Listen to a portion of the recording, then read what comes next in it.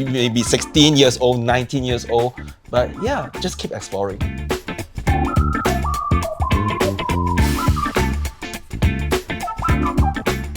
I'm Jocelle. I'm the founder of Asian Pop Weekly and also a women's music collective called Fluffle. I started Asian Pop Weekly when I was 15, when I was still living in Australia, and it was my way of connecting back with my roots. Asian Pop Weekly became more about bridging the gap between those two cultures and bringing Asian music to more people in the world, no matter where they are.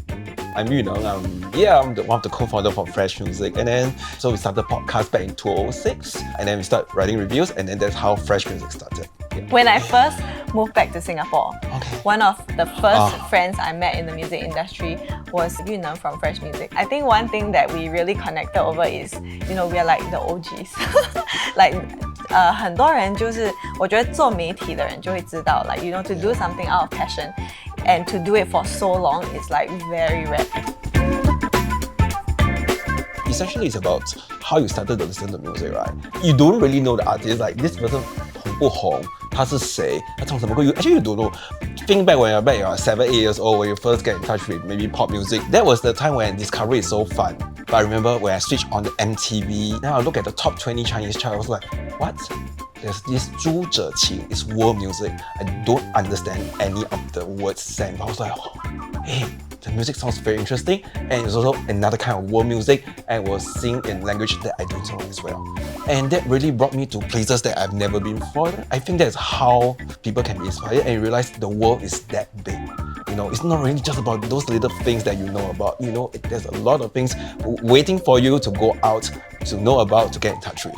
So we want to bring that, 让大家回到年轻时候的感觉. I think one of the things you just want to play around. To promote the spirit of music exploration, because actually there's also a lot of research done on how music discovery and like listening to new genres actually encourages things like strategic thinking, like openness to different cultures, and generally it creates better mindsets for people as well.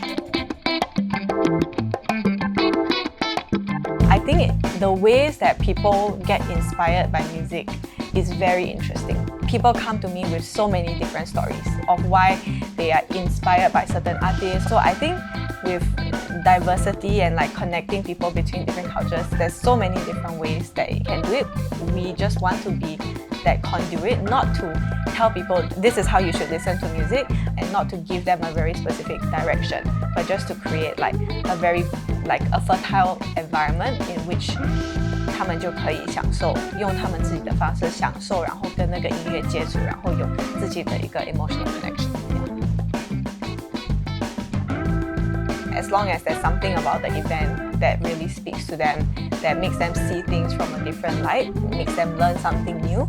Everyone has their own way of being inspired, but as long as they walk away with something that will spark change for them, like a next action, I think it's good enough for me. Let's say you're feeling down, you're feeling lost, or whatever, you'll feel better. Okay, no matter you're which shit, you feel better. The better can be in any way. Inspiration part, it can be anything. You feel inspired to open your Spotify or Apple Music. You want to search for something. It need not be them. It could be someone who's related, or我听完庄启信，我突然间想起谁谁谁，我突然间想要听歌，我想很久没有听他的东西了。Yeah, I think that's it. Yeah.